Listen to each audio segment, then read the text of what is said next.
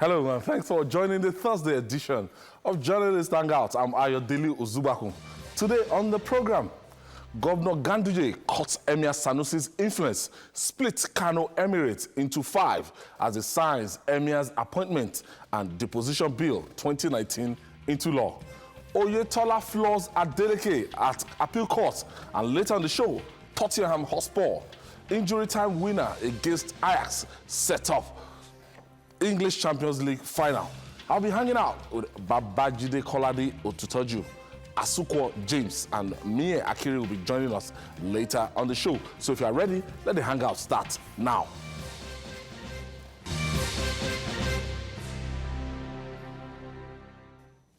The influence of politics permeates every fabric of our life in Nigeria. No doubt, this is playing out in Kano State, where the mighty Kano Emirates, an ancient traditional power in the country, has been decentralized into 5 emirates. This is no thanks to signing into law on Wednesday the Kano Emir Appointment and Deposition Amendment Bill 2019 by Governor Abdullahi Ganduje. The law creates 4 new emirates in Rano, Karaye, Gaya, and Bichi, each to be headed by first-class emirs. The move has reduced the influence of Emir Muhammadu Sanusi, who ascended to the throne in 2014 from 44 to 10 local government areas. That's where he used to control. Like Kano, like Ibadan, you may want to say. Babajide, 2 years ago or last year, I don't know, 2 years ago. 2 years ago, we started this series on the feud between the governor of Kano State and the emir of Kano. And after back and forth, going back and forth, we recommended that traditional ruler should be more circumspect in whatever he's saying and everything. So since that time, we don't know. But I remember when I went to Kano to cover the election, I discovered that it was, a big battle for the soul of Kano between the APC and the PDP. And apparently, the traditional ruler might have a favorite. And this might be a backlash. Forget all the signing into law, 48 hours and everything. People from the outsider, if you're an outsider, you'll be thinking that, okay, they were just administratively, they were trying to make Kano more effective.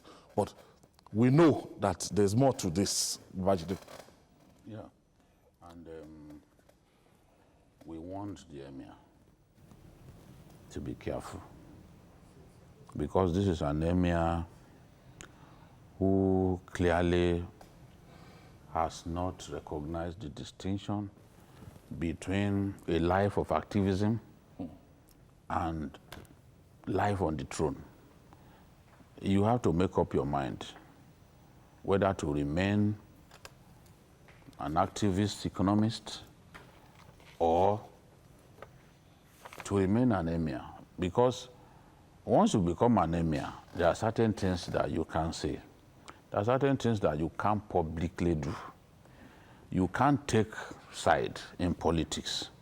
If you try to show your preference politically as a traditional ruler, you will be crushed. You must respect your governor. No matter what you feel about him, you must show him respect, because the governor is your boss. The traditional rulers are employees of the government. And the one who is the governor sees every employee of government as people who should be loyal to him. So, this problem got worse 2 years ago when the governor of Kano visited China. He was on leave, 2 weeks leave, and he decided to visit China. The emir now went to Kaduna. Other governors were seated, and he began to attack the governor of his state. He claimed that the governor went to China spent 1 month, and came back empty-handed. And I went in the guise of seeking for Foreign investors. The truth is, the governor was only there for 2 days. So when you goof in the attempt to rubbish someone, that person's blood will boil, and you are not going to find it funny. You know, this same emir once goofed that National Assembly members spend 25% of Nigeria's budget. And when Ahmed Mohamed Makarfi was the chairman of the Senate Committee on Finance, when they confronted him with facts, he secretly sent in a letter of apology. He didn't go public the way he went public to rubbish those senators. If you want to be a critic, an activist, you must be sure of your facts. You are not supposed Somebody at his level should be very sure. Yes, should not be at that time, the CBN governor. Yes, he said it was. He later said that it was in his apology letter to them, which Makarfi and co leaked to Punch newspapers. He said he was misled by his aides. So if your aides give you something, you will not cross-check. You just simply go and be abusing people. So it is his own attitude, the way he talks, that is putting him in trouble. You know that last time, he took big people like IBB, Dangote, and even Vice President Osinbajo. Osinbajo was the last person to eventually convince the governor to drop the charges, for the assembly to drop the charges against him, because at that point, they were ready to remove him. And even as we speak, the big men in the Kano traditional, Kano Emirate Council, the big traditional rulers, the big chiefs, what they were asking for was for him to be removed. The Galadimas, the Madakis, the biggest of them all in the Emirate Council, they were demanding that the governor should remove the emir, and they visited the governor. So this is just like a soft landing for him. They are not even, those ones are not even happy that this is what it turned out to be. But what the governor is saying is, okay, let's do this. You can't have someone who is behaving to you like an enemy, and then you continue to empower him. Even at a point when you felt that the whole issue had been resolved. Let's face it, even Awolowo, the great politician, did not tolerate traditional rulers who are hostile to him. And some of them were lucky that the man died at the time that he died. They probably would have been removed. So this is the thing. Nobody wants... Let me read what the late Emir of Kano said when he was asked how he was able to rule for 5 decades. He said, I embraced everyone as a traditional ruler. I considered myself as a father to all. I did stay away from politicians. And if I have any advice to give to the government, I did that by meeting the president or any other person on a personal ground. By so doing, no one will ever know whether my advice is adhered to or not. I will not disgrace myself by taking side, because everyone is my subject. So as far as Ganduje and co, they are going to tell us that they are doing this for administrative reasons. But it's a lie from the pit of hell when they say it is meant to punish the emir for his stubbornness and his refusal to respect. To whittle down his power substantially. Yes, the refusal to respect his governor. Because the governor told him then, when they tried to make peace, you know, people like the little man who is the governor of Kaduna, El-Rufai, Yari, and the rest, they called a meeting. Northern governors called a meeting to make peace with them. Now, this time around, those northern emirs, northern governors refused to get involved because they can't understand why, in spite of the efforts that they made at that time to calm Ganduje down, you still continue to act like you are an enemy of Ganduje. Remember, after the election, his portraits were being removed by force because some of his actions look too brazen. Look too brazen to the governor and his people. Clearly, they saw him as someone who did not like the governor. Asuko, should traditional rulers be involved in politics? Because this 2015 election, 2019 election, you will just hear comments from traditional rulers, and you now begin to think that what eventually, if eventually something happened and this person fails to win the election. No, the thing is, most traditional rulers, just like our religious leaders, they have this big influence over people. And as such, when it comes to politics, it is always better the answer of politics, They should not get involved in politics. From what Babajide just read now, you can see what the last part says. I am the father to all. Everybody is my subject. And that is how it's supposed to be. Is everybody, whether PDP, whether they will all come. But it is not left for you as the leader, as a traditional ruler, to now say, I am in support of this. Or for your body language to suggest that I am in support of one particular political party or one particular candidate. It is wrong. And from what happened in Kano, immediately Ganduje was declared. You were there. You saw what the people did. It was like an uprising in quotes. They went all out to remove his posters. Anything that had the Emir of Kano's his face, everything. Somebody that is respected. And this is someone that anytime he comes out, it becomes headline. It catches the newspapers. Everybody wants to talk about him at least for a week. They will be talking about the same person. The social media has been awash with this same issue, for and against. But when you get to Kano, the emirate or the traditional institution in Kano is bigger than what we are outside. Is so big.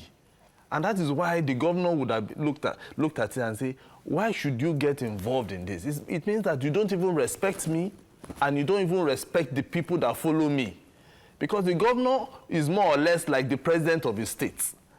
And as such, so many people will always want to listen to him.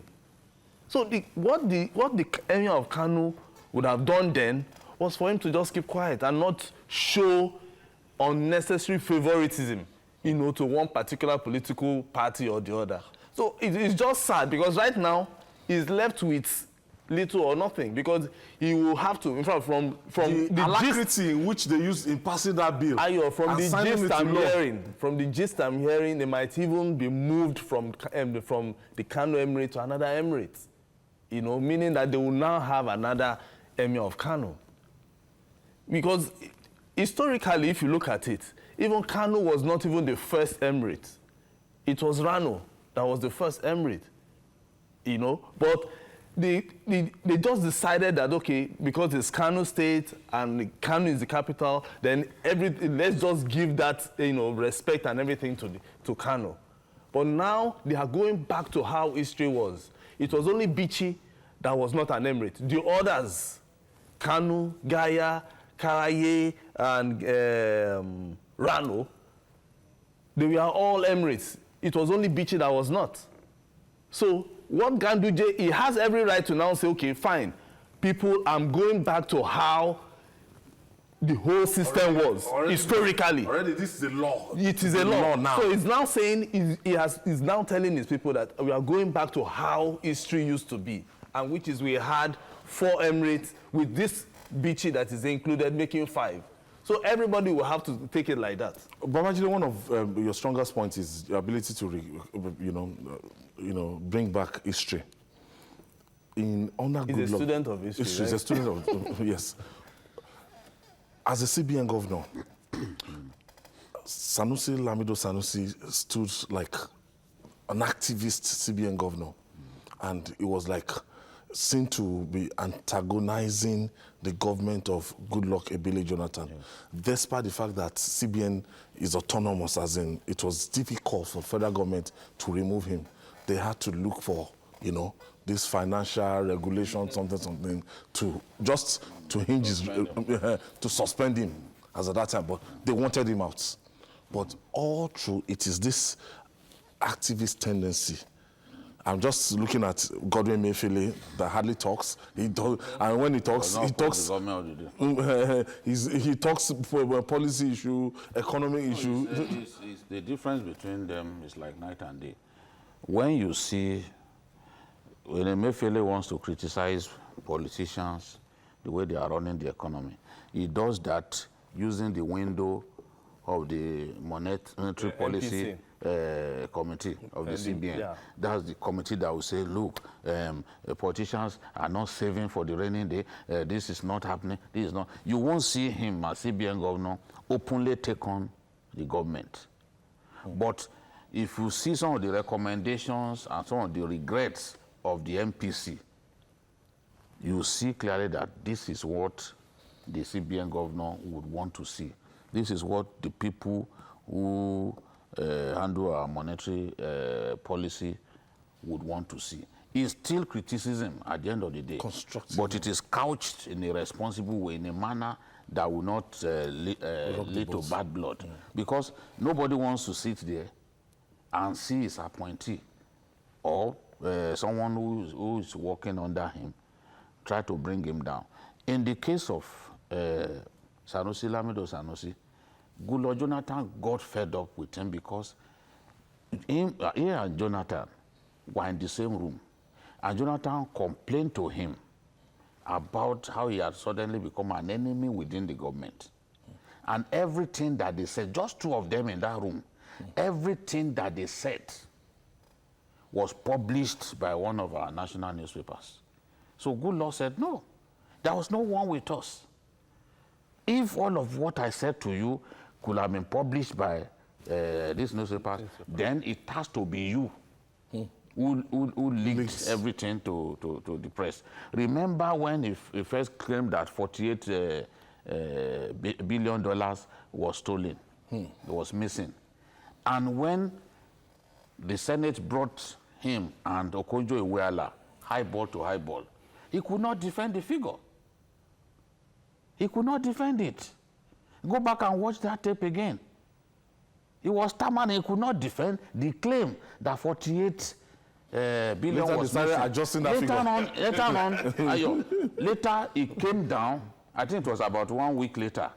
He now said, oh, it's actually 20 billion unaccounted for. You move from 48 down to 20. You are the CBN governor. Whatever you say has to have a touch of accuracy. People, you should be believable at every point when you talk. So even the 20 billion, they got Price Water House Cooper to do an audit. And the audit clearly showed that that kind of figure was not missing. That kind of money was not missing.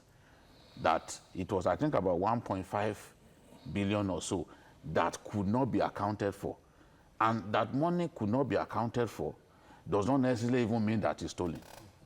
You may not know where it ended up and all that. So after that, you then ask yourself, why didn't this administration, why is this administration not talking about 20 billion, that 20 billion? There was a time that the Minister of State came to Lagos. I was among the journalists who met him, and we asked him. He said he advised the government to not bother itself about so-called 20 billion because he was not convinced that the money was missing. It was at Whitbaker here that we met him. I knew all along that that thing was a lie. But you see, it's difficult to tell some of our people. Sensation. Yes, our people like sensation. Deodorized stories, they like it. Something that no one has been able to prove to you, provide proof. And then you jump at it, you'll be talking about it for years. Was saying dollars. I asked Magu myself. It wasn't the FCC. It's Nigerians who invented that story, that somebody kept dollars in Sokowe. Until you people, and they said the AFCC men uncovered it. Until you people met Magu. Magu said Magu said nothing like that happened. So this is Nigeria. But the story was everywhere now. Till today, on Facebook, you just I'm telling you, till today, some people Let's still talk talk about it. Till today, some people still make reference to that money. I have Money to was go kept myself. Something that didn't happen. You see, we like esoteric stories. Stories, tales by moonlight. But this is a lesson for this emir. When you go to a state like Jigawa, they have about 4 emirates. Kano has always had serikis. I've been serikis. Serikis were the people he was referring to when they said emirate. They've always had serikis. Kazaure ought to be part of Kano. If you look at the map, it's an aberration for Kazaure to be part of Jigawa. But because the Kano Emirate Council was very strong during the time of Abacha, who was their own son and was the head of state, they made sure that Kano Emirate remains one. So, and Kazaure already had their Seriki, so they decided to move Kazaure to Jigawa. But it's only Sokoto and Kano in the north where you have this kind of monopoly. An individual sits and is the emir of everybody. I know that in the past efforts had been made to, at least Remy tried it in 1980-81, you know, but when Sabo Bakinzo became governor in 1983, he reversed the thing because the emir of Kano at that time was loved by all. Ado Bayero, gentleman, loved by all. So it was not difficult to reverse it, and the reversal was a popular decision. Asigo, his grandfather too was also given this kind of post. Now, but looking at, there's another investigation into anti-corruption issue by the Emirates and everything, and I was looking at, man, is this not coming from all sides now? Just like we said, you know, he would have just left politics for those who know how to play politics. You know, once you try to, you know, involve yourself in politics, a politician will go all out for you because you will think that, oh, I don't have a skeleton in my cupboard, not knowing that something is hidden there. Gathering skeleton. you know. So right now, he will be the one chasing and begging. Because he might not even know the full meaning of his name or even the complete how his name is, or all the names that they gave him when he was born. You know, because I've heard that there's several corruption cases that is linked to, Charge cards. you know, so many, some small little things that you can't even imagine. So he will be able to, I don't know how he'll be able to survive it, but I know that except the beg. Except the beg. Except the beg. Jide, are we because going to... his name is at stake right now, Ayo. Are we not going to call on the same people from the president? I think he's not also, I don't think it's in the good books of Mr. President too, because something like this, I expect Mr. President to just call Governor Ganduje. No, they will not call. To just call him that, look, just stop shaking the table. Calm down. No, they will not call. There have been some quotes that I've seen in the weeks and days leading to the election. And which was against the same... That do not favor the Buhari. Buhari. So you want Buhari to get up and now pick a phone and be saying, leave the man alone, leave the Seriki alone. They will not do that.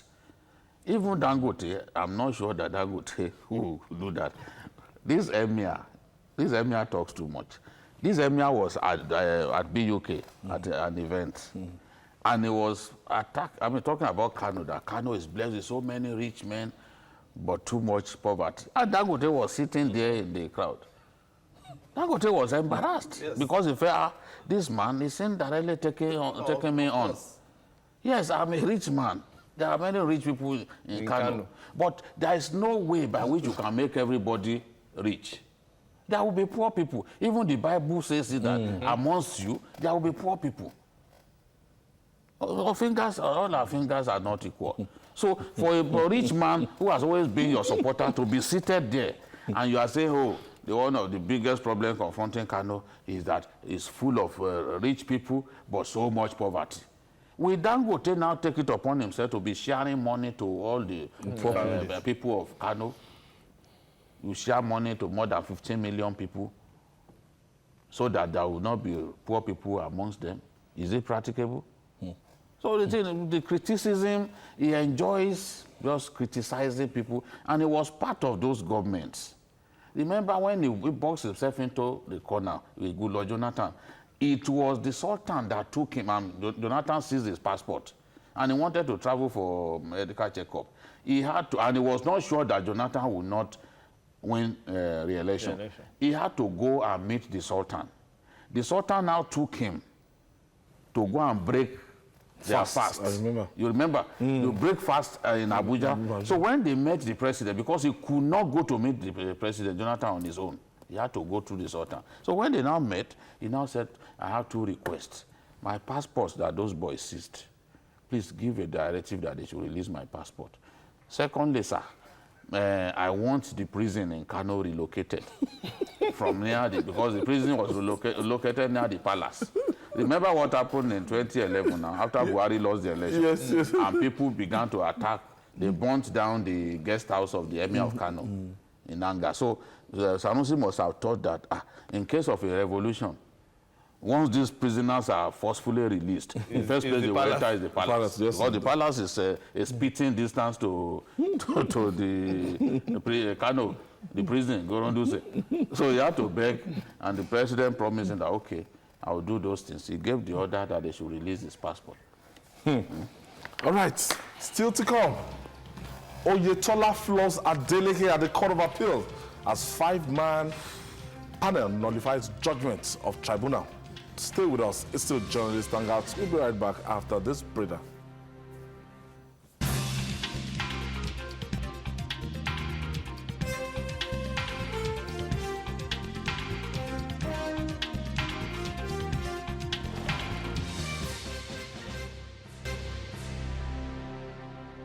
It's your favorite program on television, Journalist Hangouts, reaching you from the TV station of the year, TVC. As it is in sports that never say never, so it is obtainable in politics. In both professions, winning the first leg of the battle does not necessarily guarantee ultimate victory. In Osun State governorship tussle, the PDP won the main election on the 22nd of September, but the APC triumphed after the supplementary polls. 5 days later, on the 27th, when the battle shifted to the courts, the PDP won at the tribunal on the 22nd of March. Now, the latest victory has gone the way of the APC following the nullification of the judgment of the lower tribunal by the Abuja division of the Court of Appeal.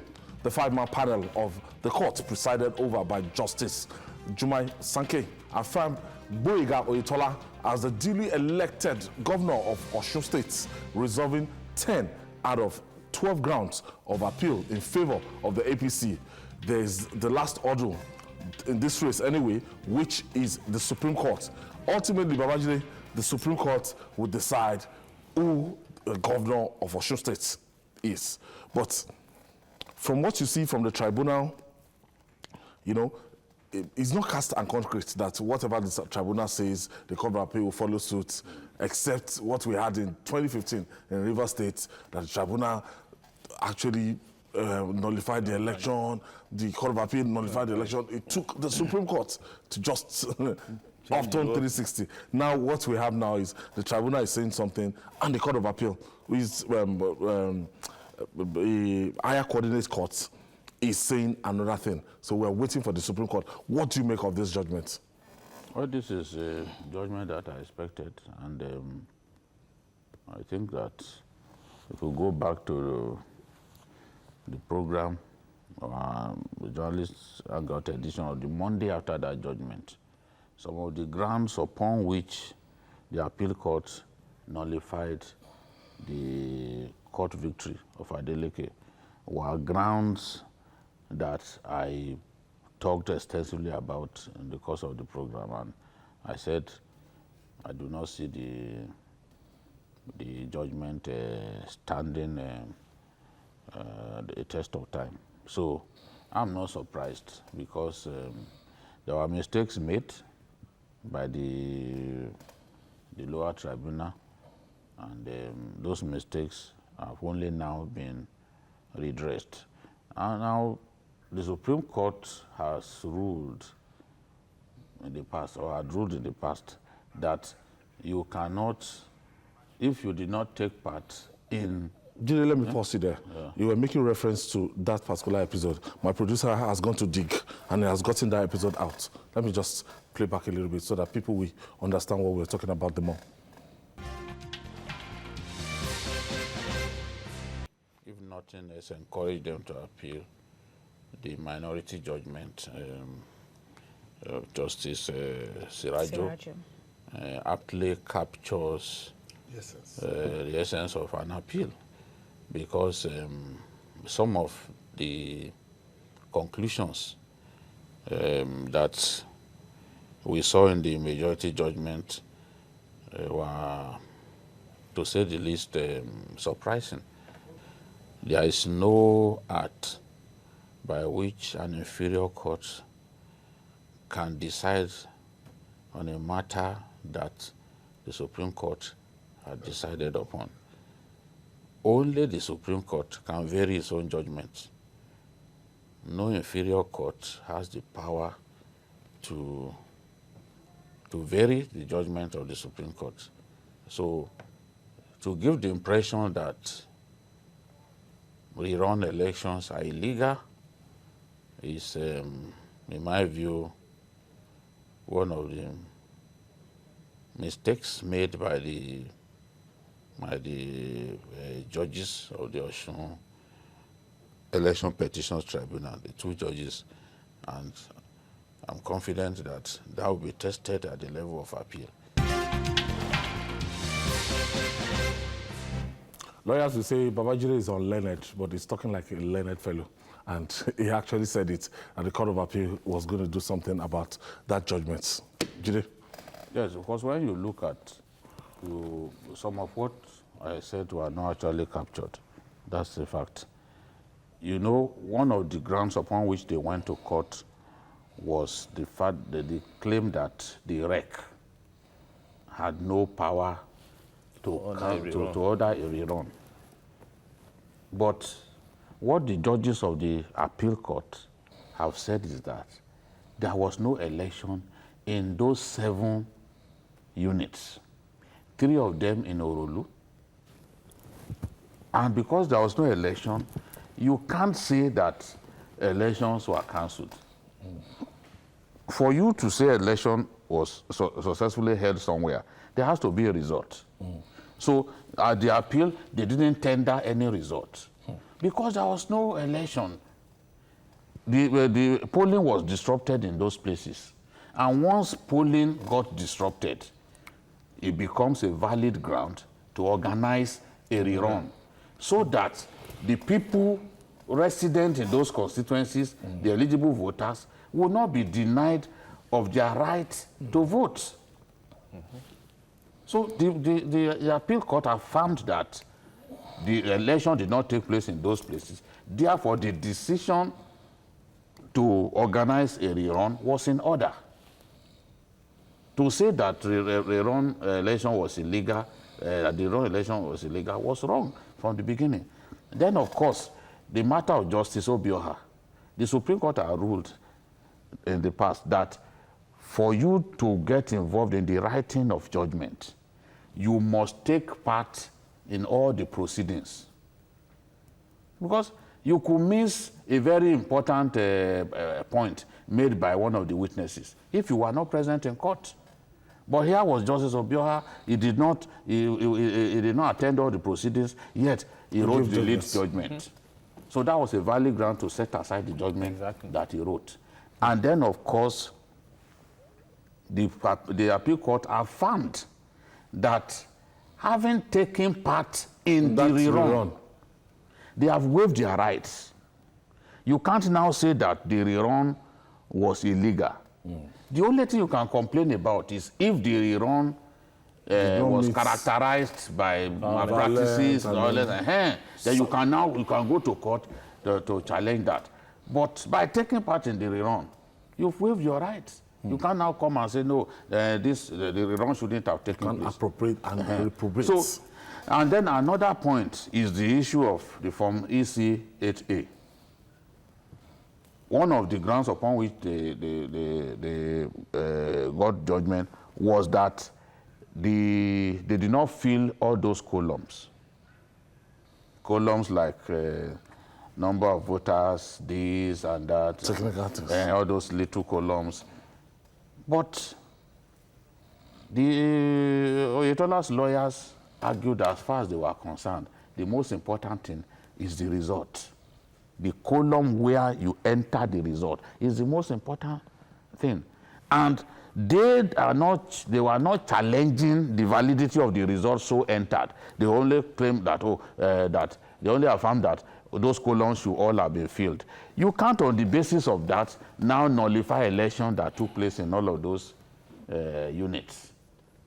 Because by the time they now nullified those results, it gave the edge to Adeleke. And What do you make of this judgment? Well, is landmark, you know, because we are actually looking for, I know the PDP, we are actually looking at them already coasting home to victory after the whole thing. But I remember when the tribunal actually ruled, I was telling people, I've gone to several tribunals, especially the one in Akwa Ibom. You'll be happy, but by the time you get to the appeal court, they will just throw everything out the door. And from what Babajide has said, you know, if a judge was not, he didn't even sit throughout the whole proceedings, and you come and you begin to write the judgment, it calls to question the lead one, not even the other one, the minority judgment, but the lead, the majority. You know, it calls to question, you know, the kind of composition, and that is one of the major things that the Court of Appeal, you know, they said that faulty composition. That was what they used. That's the English they use. You know, so if you are not there, then how do you now want to adjudicate a matter that you are not there? And all these things are based on evidence. You said, okay, oh, the presiding officer should not call for a rerun. It's not possible because even the Electoral Act also gives the powers to INEC to call for a rerun. So by the time they get, because I heard they want to also go to the Supreme Court, by the time they now move ahead to the Supreme Court, Legitimately. Yeah, of course, they have every right, you know. Everything will become clearer, you know, to them, to the PDP that, okay, fine. You know, the thing is, they might have a good grounds to go to the tribunal, to go to court. But getting enough evidence to prove your case is always the biggest problem. And it cuts across. It might not be in politics. It might even be in the prosecution of even criminal cases and even corruption cases. We have seen how EFCC several times, when once it comes to proving who stole money, they won't be able to prove. And that is what they succeeded in doing. They were not able to, you know, prove beyond doubt that, okay, this actually happened or that happened. So, Babajide, we'll wait on the Supreme Court, Yes. finally, and I'm sure. I doubt if there will be a contrary judgment because of the fundamental defects in their case from the beginning. I expected the Oyetola to win at the level of appeal. I said it clearly that I expected it, and now it has happened because they have a good case. You cannot say that rerun is illegal when election didn't take place in those places, and you couldn't prove that election took place, because how you would have been able to prove is to show results from those units. But because the polls were disrupted, there were no results to show to the court that election took place, which made the rerun legal. You know, so, and that's the most important point for which Oyetola got victory. Okay, I go on this break. When we come back, Mie Akiri will join us. Stay with us. Welcome back. The English Premier League is regarded as the most exciting in the world. The league is living up to that billing, with 2 of its representatives putting up astonishing displays in the semi-final of the UEFA Champions League to set up an all-English final, while Liverpool FC staged a sensational 4-3 aggregate comeback victory over Barcelona to reach their night final. Tottenham Hotspur scored late to beat Ajax 3-2 on Wednesday night for their first ever appearance in the Champions League final. It is the 8th final appearances for English teams in the competition, and the 3rd time 2 clubs from England will clash in the final. Mia, what's happening? There used to be this saying that English football, you can't compare it to what's the La Liga, because when you get to the Champions League, you know who the better of the sides. But right now, we have seen 2 English sides. Well, we've always known the bragging rights, when it comes to anything English, most especially when it comes to their players. And then this time, you're taking a look at the league, and they say it's arguably the most glamorous. But in the last 5 years, you've seen the Spanish teams dominate the UEFA Champions League. In 2014, we saw an all-Spanish affair between Real Madrid and Atletico Madrid. One thing is certain this time around: for the first time in 5 years, a Spanish team will not be winning the Champions League trophy. And for the first time in 5 years. In 5 years. Thank you. And for the first time since 2012, it is certain that the Champions League trophy will be returning to England, which is massive. Well, we saw the great comeback from Liverpool. They say it's the miracle of Merseyside. But then what happened last night was more astonishing than what I indeed experienced in the Liverpool game. Tottenham were already done at home in London, and then they were dealt a huge blow. They were down in the first 45 minutes, and then everyone expected that, yes, they should be out. Team who beat the defending champions, Real Madrid, who won the Champions League 3 times on the trot, who beat Juventus in front of their own fans in Turin, were indeed going to coast to the final. But the last 45 minutes was indeed another defining moment. It was like waking up another Lazarus from the dead. And we saw a sports Pastor team. They went all out and got that result. It was indeed magnificent. So, yes, 2008, an all-English affair final, the last time, and right now in Spain, at the Wanda Metropolitano Stadium in Madrid, it would be another all-English affair in the Champions. Me has set the pace. Yes. I didn't give sports a chance, and even yesterday I wrote them off. But they surprised me. I was heading home when it was 2-0, and clearly Ajax was in control of the game, the first half, so I thought it would continue like that. But I got home during the added time, and I saw that final goal by Lucas Moura, and I'm like, what's going on? It's been a crazy season, Champions League season this year. Unbelievable results all around, and it's just great that English teams have met in the final again. English teams have been spending so much money on talents from Spain, from everywhere, and the results are showing, because it's also possible for 2 English teams to play in the final of the Europa League. So if in the same year English teams meet in the final of the European Champions League and the final of the Europa, nobody would doubt the fact that the league in England is the toughest and clearly the most glamorous. So congratulations to Spurs. They had never even reached the semi-final of the Champions League, but here they are now in the final. And I expect a very tough game against Liverpool. That is, if Harry Kane can shake off his injury and appear in the final. Salah will also be back. In the Premiership, I think Tottenham this year has beaten Liverpool twice. Nobody. Only Man City have beaten Liverpool. Only Man City. They've lost only one game. Now, when you look at the race for the top 4, in the Premiership, I want to know the implication. If somebody wins the Champions League, another person wins the Europa Cup.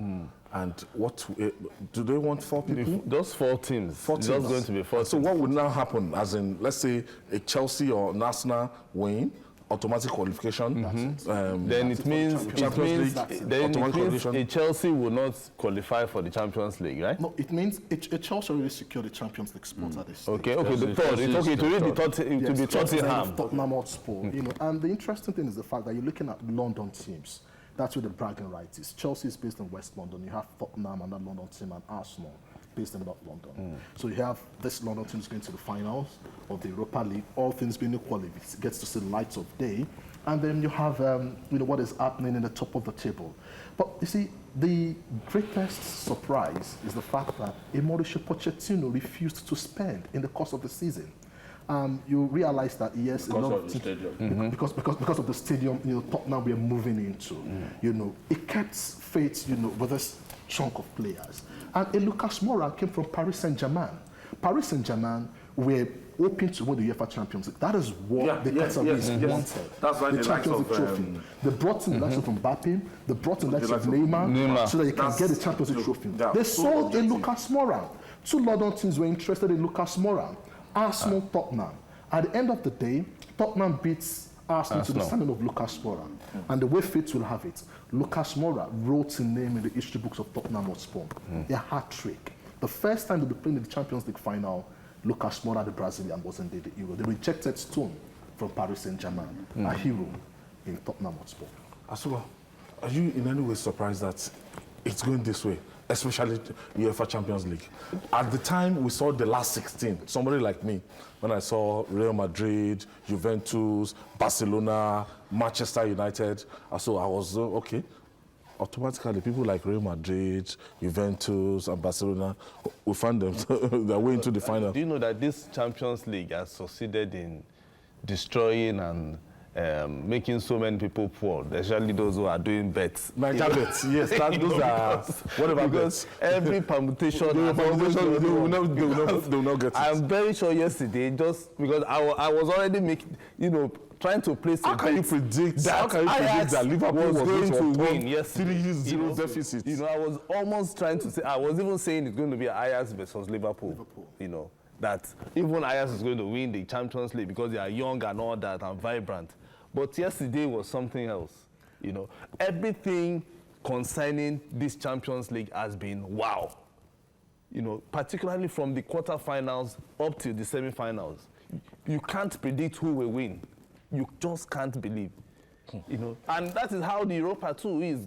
Because even today, we are just saying it's going to be an all-English final, but we don't know anything can, because this Arsenal is playing in away in Spain, and they've not been doing well there. Yeah, no, same. Chelsea is also going to Germany. You know, so anything can happen. Chelsea is in England. Chelsea is in England. You know, so anything can happen. But once it comes to European leagues, Babaji, what do you predict that, you know, this is not going to be a regular English side playing when they are playing the finals, and what will be the stakes? Wow! At that final, you know, the normal Liverpool, Tottenham, English league. Yeah, this one is Champions League final. It will be a cagey affair in my view, because both teams understand each other very well, and Tottenham has shown that they have the grit, they have the determination, and on their day they can beat any team. On their day, they can beat any team. They've got the players. So, and they don't need extra motivation, because this is a well-drilled side by Pochettino. And they've I been saw him together crying for yesterday, years. you know. They've been together for years. Yes, he was crying yesterday because he must have told himself, me, an ordinary coach at Espanyol, some years back. He joined Southampton. From Southampton, Tottenham snapped him up. And here he is playing in the final of the European Cup. League. And he's one of the youngest coaches in Europe, one of the youngest and upwardly mobile coaches in Europe. So he must have told himself that what some coaches could not achieve in all their years. Yes, at his age, he has achieved it. So I know that Tottenham will be up for it, but I still fancy Liverpool. I think Liverpool will still be too strong for Tottenham at the end of the day. Well, from what I saw from the sports team, because the question most people are asking is, what did Ajax do wrong, not to qualify for the Champions League? Yes. And I think it was all about determination, just like he said. It was down to who wanted it the most, and I think Spurs wanted it the most. The team that wanted it the But I most. think it was also naivety also too. said, blame naivety. Naivety, That, they are an attacking side. They just talk to their style of play.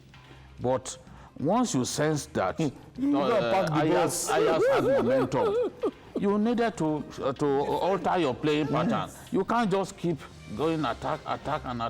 And even the coach said he warned them that, look, these guys can launch a fight back. But when you have predominantly young players, their captain is 19, the average age is 24, they will enjoy their game and they will just be there, And at the end of the day, they will be taught a lesson. Okay. I want to thank you, Mia. Mia, we enjoy Thursday night football for the other ranks. And Asuko and Co. Thursday night football. Second rated Europa tonight. Let's see. Asuko James. Interestingly, the people who are playing Europa this season are the ones taunting others that will play it next season. as if they've never played it. So the thing is, let's see what happens. Yeah. See what happens. Thank you, Babajide Kola. We'll bounce back. We'll bounce back. Asuko James, thank you. Mia Akiri, thank you. And that is on Journalist Hangout. Join us tomorrow for another edition of the program. You can also watch Journalist Hangout on our platforms showing on the screen. We're also on YouTube, youtube.com/TVC News Nigeria. Our feedback channel is Journalist Hangout at tvcnews.tv. I'm Ayodele Ozubaku. Bye for now, and God bless Nigeria.